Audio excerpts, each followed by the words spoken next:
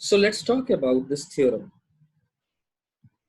As the name is written here, De Moivre's theorem. De Moivre's theorem, जिसको हम DMT से भी जानते हैं, DMT. ठीक है, तो क्या है, आइए दोस्तों इसकी स्टेटमेंट पढ़ते हैं. Cos of n theta plus iota times sin of n theta. Cos n theta plus iota times sin of n theta is the value or one of the values. किसकी किसकी वैल्यू या one of the value of cos theta plus iota sine theta whole power n. ठीक है, cos theta plus iota sine theta की power n की एक value या one of the value है कौन? cos n theta plus iota sine n theta, जब n कोई एक q को बिलोंग कर रहा है. ठीक है ना, n यानी q यानी एक रैशनल नंबर को बिलोंग कर रहा है. अब आपके मन में सवाल आया होगा कि सर n जब रैशनल नंबर है तो कौन सा केस है कि ये दी वैल्यू है और कौन सा केस है वन ऑफ दी वैल्यू है. ठीक है ना, एक ही वैल्यू और वन ऑफ दी वैल्यू, दोनों बातों में बड़ा फर्क है. क्या है, अब उसका आंसर क्या है, पहले आंसर देंगे आपको और फिर आपको जवाब देंगे कि हाँ भाई ये बात क्यों आई, कारण क्या है. तो हमने लिखा है वैल्यू, ये वैल्यू है if n is an integer. अगर n इंटीजर है तो ये वैल्यू है. लेकिन अगर n एक रैशनल नंबर है, अगर n एक रैशनल नंबर है जो कि इंटीजर नहीं है, एग्जाम्पल 1/2, 3/4, 5/7, तब ये क्या है, वन ऑफ दी वैल्यू है. मेरी बात समझ में आई? Then it is going to be one of the value. अब how, what is the reason behind it? We'll talk about it and we'll try to understand about the DMT via some examples. अब सवाल उठता है ये theorem हम पढ़ क्यों रहे हैं. जैसे कि रोटेशन थ्योरम हमने क्यों पढ़ी थी, हमें याद है, एक कॉम्प्लेक्स नंबर को एक पर्टिकुलर डायरेक्शन में रोटेट कर देते थे तो नया कॉम्प्लेक्स नंबर आ जाता था, तो उसकी हम पोजीशनिंग डिफाइन करते थे उसके थ्रू, या न्यू प्लेस और इनिशियल प्लेस के अंदर में कॉम्प्लेक्स नंबर में आपस में एक रिलेशन डेवलप करते थे with an angle in between them. Right, this theorem as it is written, it is very useful in determining the roots of any complex quantity. Root निकालने के लिए ये एक किसी भी कॉम्प्लेक्स क्वांटिटी के लिए बहुत हेल्पफुल है. ठीक है, अब सवाल उठता है रूट्स निकालने के लिए कैसे हेल्पफुल है. अब एग्जाम्पल के तौर पे दोस्तों मैंने एक सिंपल सा सवाल पूछा आप सबसे. मैंने कहा यार z² = 1, इसका क्या सॉल्यूशन आएगा. अब ऑब्वियसली ये डिग्री 2 इक्वेशन है, इसके दो रूट आएंगे, एक z = +- 1 आ जाएगा. ठीक है, ये तो बहुत इजी सा क्वेश्चन था, तो दो रूट आ गए, आंसर आ गया हमारे पास. ठीक है, अब मैं पूछूं z⁴ = 1 + आयोटा. अब थोड़ा सा सोच में पड़ जाओगे, थोड़ा सा चक्कर में पड़ जाओगे. यही मैं पूछता यहाँ पर z⁴ = 1, तो ठीक है आप चारों रूट इसके डिफाइन कर लेते, लेकिन इस केस में थोड़ा सा सोचना पड़ेगा. करेक्ट है, या z⁴ =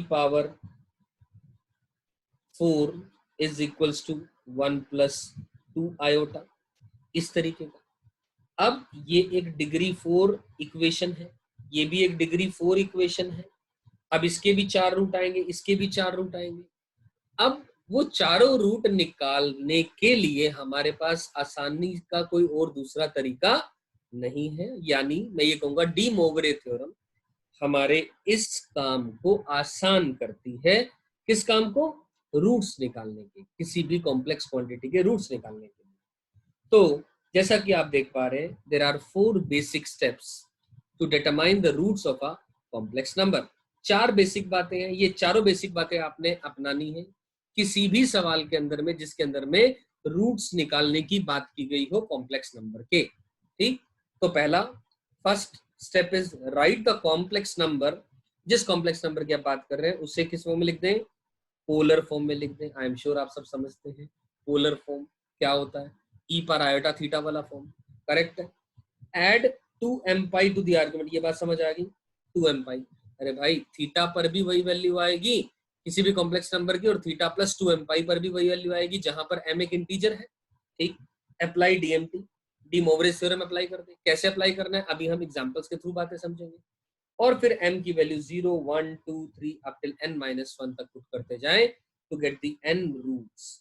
अब सवाल यही है कि ये चारों स्टेप एक काम करते हैं, एक छोटे से एग्जांपल के ऊपर शुरुआत करते हैं और वहां से समझते हैं कि इस डीएमटी का मतलब एक्चुअली में क्या है। और अभी अभी दो सवाल अधूरे हैं जो मैंने आंसर अभी तक नहीं दिया। एक वन ऑफ दी वैल्यू, पहला सवाल यानी दोनों सवाल वही है, वैल्यू कब और वन ऑफ दी वैल्यू कब, cos theta plus iota sine theta whole power n की, ठीक है। कौन value, cos of n theta plus iota sine n theta, correct है। तो चलिए दोस्तों एग्जांपल के तौर पे, जैसे कि सबसे पहला क्वेश्चन आपके सामने ये लिखा गया है, z is equal to 1 plus iota root 3 whole की पावर 4, ठीक है। अब जैसा कि कहा गया स्टेप नंबर 1 के अंदर में कि जिस भी कॉम्प्लेक्स नंबर के रूट्स निकालने हैं उसे क्या करेंगे हम लोग, पोलर फॉर्म में लिखेंगे। उसे किस फॉर्म में लिखेंगे, पोलर फॉर्म में लिखेंगे। तो चलिए करते हैं शुरुआत।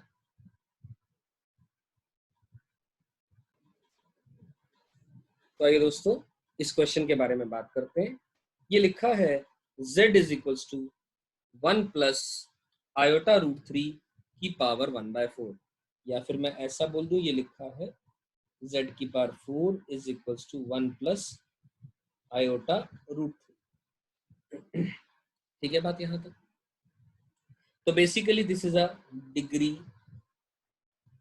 4 इक्वेशन, राइट। ये एक डिग्री 4 इक्वेशन है, तो ऑब्वियसली इसके 4 रूट्स आएंगे। अब वो चारों रूट्स निकालने के लिए जो डीएमटी है हमारी वो हेल्प करेगी। De Moivre theorem will help us out in finding the 4 roots of this given equation, ठीक है। अब मैं यहाँ ये लिख सकता हूँ, बोल सकता हूँ कि दोनों तरफ अगर मैं मॉड्यूलस लूंगा तो modulus z is equals to कितना आ जाएगा, मॉडुलस या इसी में ले लो, एक ही बात है, मॉडुलस z की power 4 is equals to under the root of 1 का स्क्वायर प्लस रूट 3 का स्क्वायर यानी 3, यानी इसका मतलब मॉडुलस z की पावर 4 इज इक्वल्स टू 2 आ जाएगा, यानी मॉडुलस z की वैल्यू आ जाएगी 2 की पावर 1/4। मॉडुलस z की वैल्यू आ जाएगी 2 की पावर 1/4। यहां तक मेरी बात समझ में आई।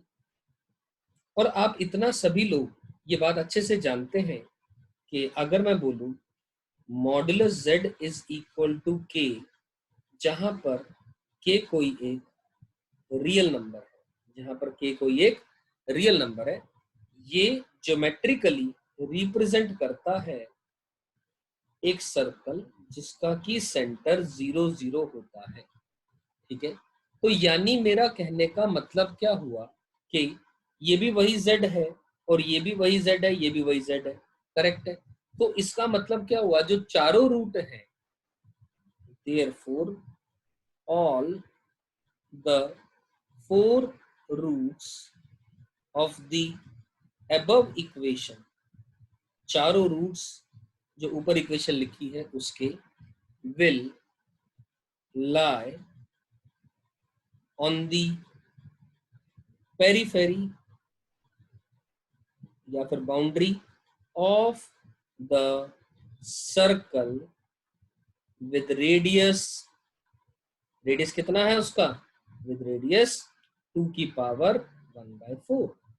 यू गेटिंग माय पॉइंट, यहां तक बात समझ में आ जाती है, ठीक है। मतलब उसी के ऊपर लाई कर रहे हैं, ठीक है। अब एक बात समझ में आनी चाहिए, यहां से किसी भी कॉम्प्लेक्स नंबर को डिफाइन करने के लिए दो बातें चाहिए होती है, एक मॉड्यूलस और दूसरा आर्ग्यूमेंट। दो बातें अगर मिल जाएंगी तो एक हमें complex number is defined, then the complex number is defined. यही मात्र दो बातों की जरूरत है, ठीक है। अब हमें पता है ये चीज यानी मॉडुलस ऑलरेडी डिफाइन हो चुका है, argument is yet to be defined, argument is yet to be defined. अगर ये मिल जाएगा तो वो जो चारों रूट्स हैं अबव इक्वेशन के, जो चारों रूट्स हैं वो निकल करके आ जाएंगे। अब रूट्स निकालने के लिए बेसिकली मुझे आर्ग्यूमेंट की ही जरूरत है, ठीक है ना। तो चलिए, लेकिन आइए दोस्तों, ये जस्ट एक इंफॉर्मेशन मैं आपको देना चाह रहा था। इस इंफॉर्मेशन का भी हम यूज कैसे करने वाले हैं अभी आएंगे, लेकिन सबसे पहले हम जो बेसिक बातें या चार बेसिक बातें जो हमने ऊपर लिखी उन्हीं के बारे में जिक्र करते हैं, ठीक है दोस्तों। चलिए आइए, so let us begin with them.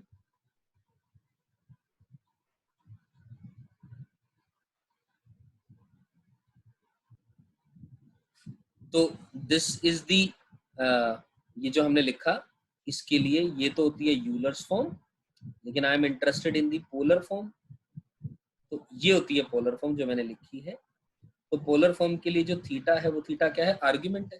तो यहाँ पर अगर इस कॉम्प्लेक्स नंबर की मैं बात करूं तो tan थीटा की वैल्यू y बाई एक्स आती है।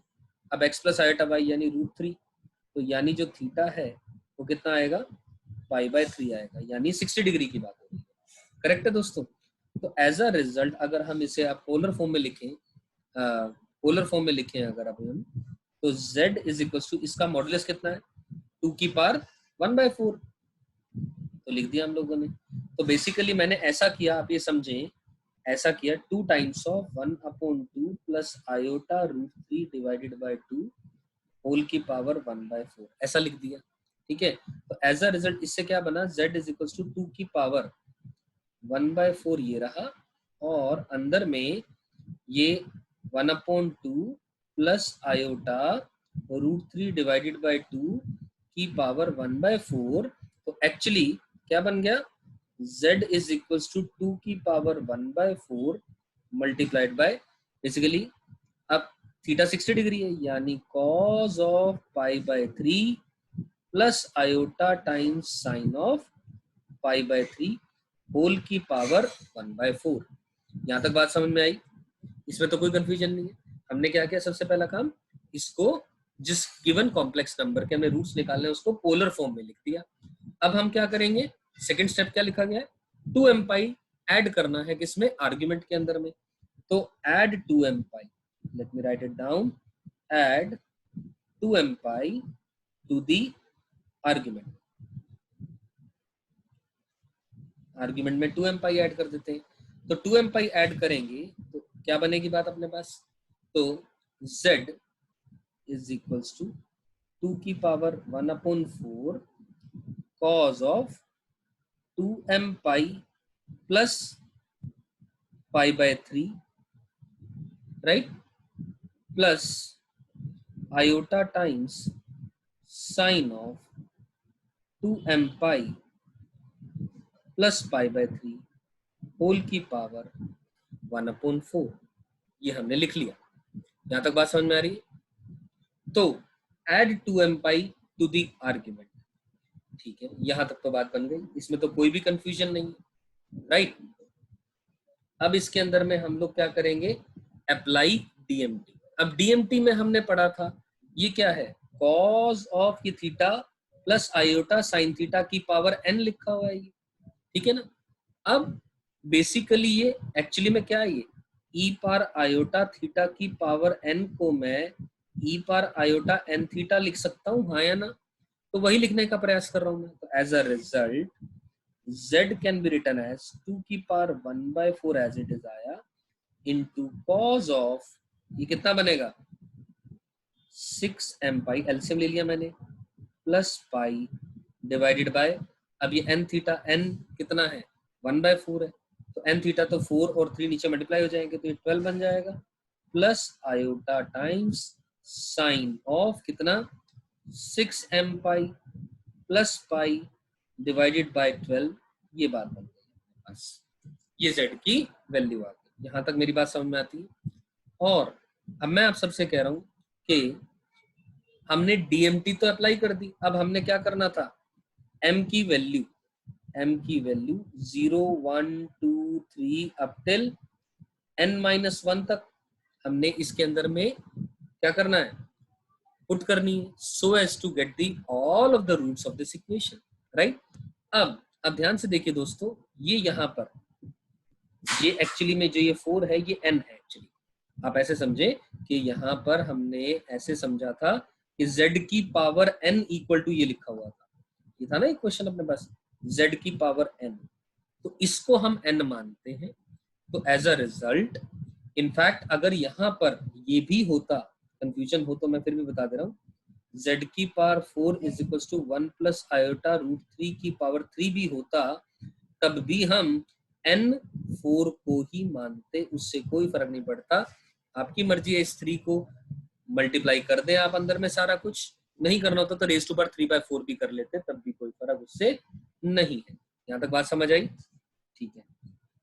तो एज अ रिजल्ट दोस्तों मैं ये कहना चाह रहा हूँ कि m की वैल्यू 0 से लेकर के n-1 तक तो आ गई, तो n की वैल्यू एक्चुअली में 4 है अपने पास। इसका मतलब क्या हुआ, m की वैल्यू 0, 1, 2 और 3 पुट करनी पड़ेगी। तो आइए मिलकर के एक एक करके वैल्यू पुट करते हैं।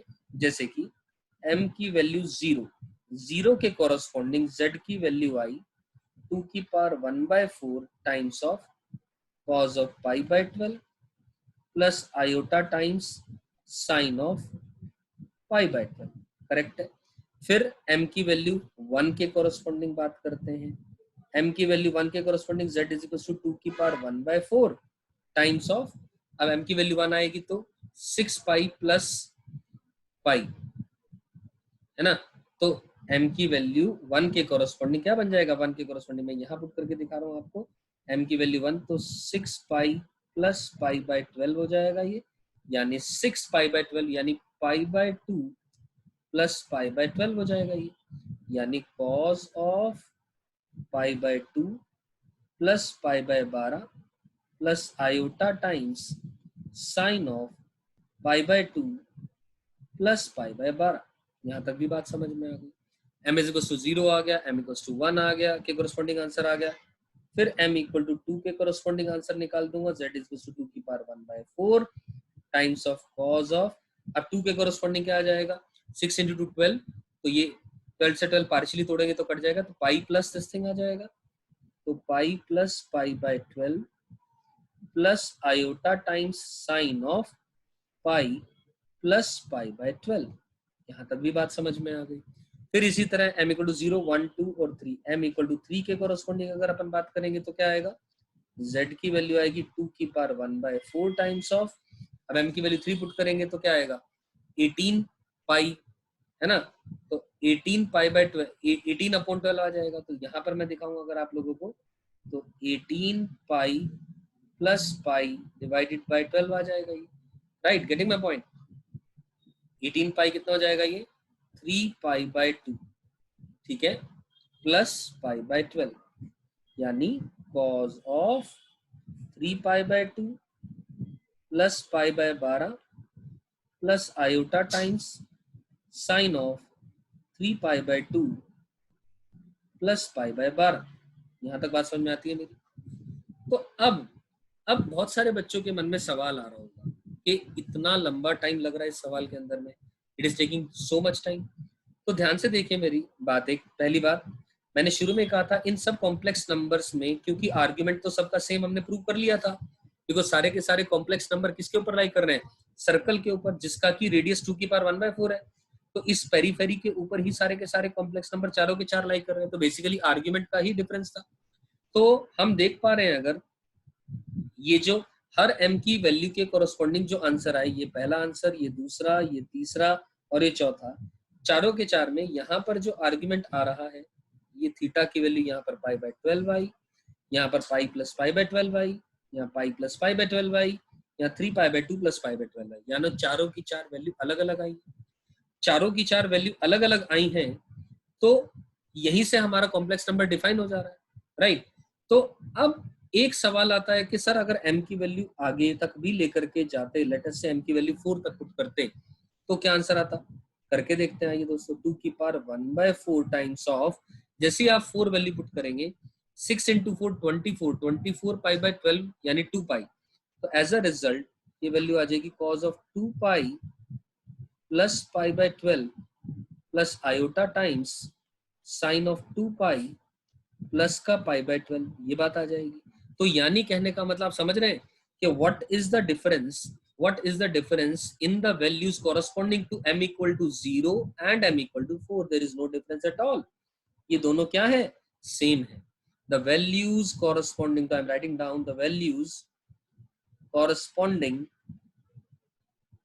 To m equal to 0 and m equal to 4 are same. कहने का मतलब रिपीट टेलीकास्ट शुरू हो गया दोबारा का दोबारा, 4 के बाद 5 पे 6 पे 7 पे जाएंगे तो वही की वही वैल्यूज दोबारा की दोबारा रिपीट होती चली जाएंगी।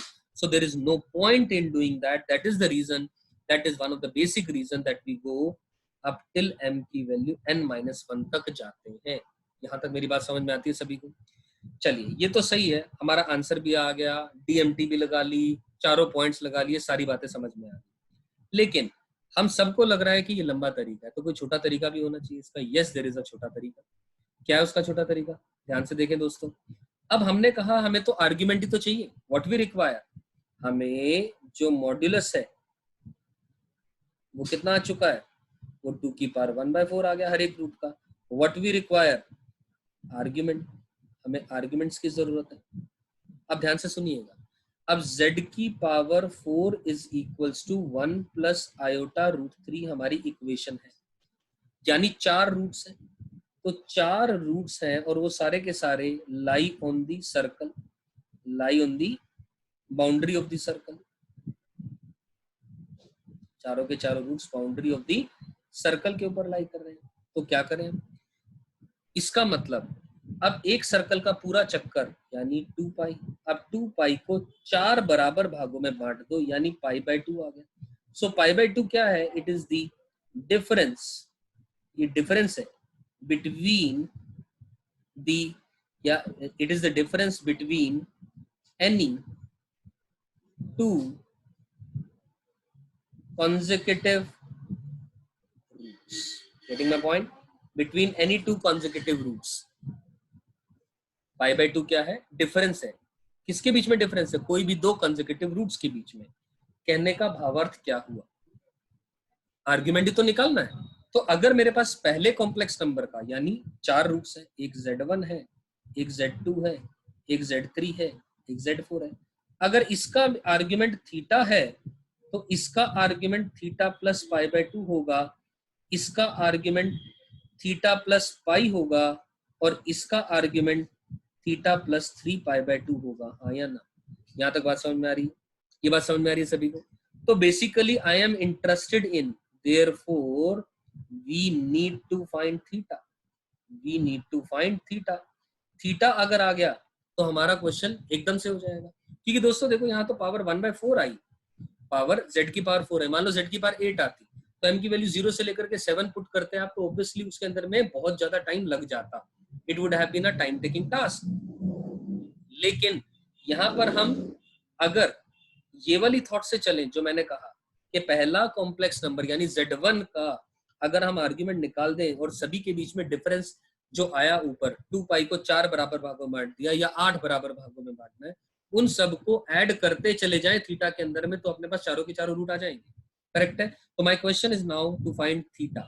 थीटा, अब ध्यान से देखें दोस्तों, आप ये थीटा था, ये थीटा में पाई बाय 2 ऐड हो रहा है, ये पाई ऐड हो रहा है, ये 3 पाई बाय 2 ऐड हो रहा है, वही तो वही बात आ रही है ले दे करके जो मैं अभी नीचे आपसे प्रूव कर रहा हूँ। तो थीटा मैं कह रहा हूँ पाई बाय 12 आए, ये कैसे निकाले हम? Yes, it can be found very very easily. कैसे? देखें दोस्तों, हमारा जो इनिशियली हमें यहाँ तक हमें बात समझ आ रही, इसमें तो कोई परेशानी नहीं थी, ये वाले पार्ट तक कोई दिक्कत नहीं थी। तो अगर मैं यहाँ पर बोलूं कि अगर आप डीएमटी लगाए बिना, I am repeating my statement again, DMT लगाए बिना अगर cos theta plus iota sine theta की पावर n लिखा है तो cos n theta plus iota sine theta n आ जाएगा, यानी वो क्या बन जाएगा, cos of pi by 12 plus iota times sine of pi by 12 वाली बात आ जाएगी। यानी कहने का मतलब जो थीटा है वो पाई बाय 12 आ पा रहा है यहाँ से, हाँ या ना?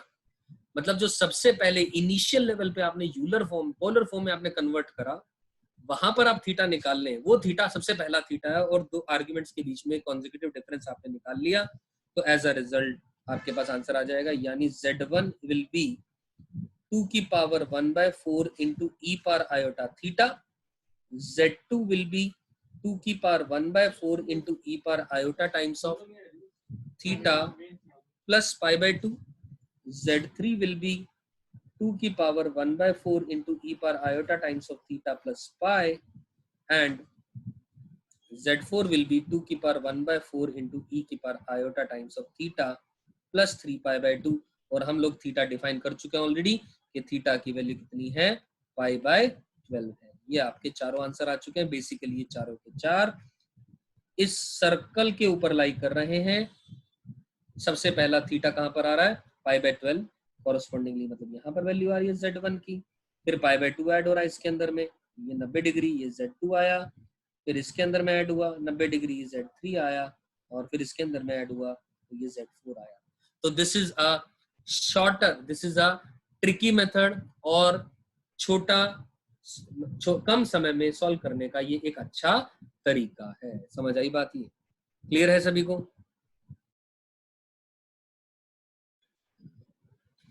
अब देखिए दोस्तों, अब मैं सीधा very first statement of the DMT पे जाऊंगा।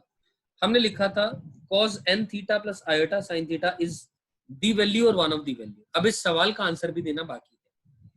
तो हमने कहा cos theta plus iota sine theta की पावर n, ठीक है।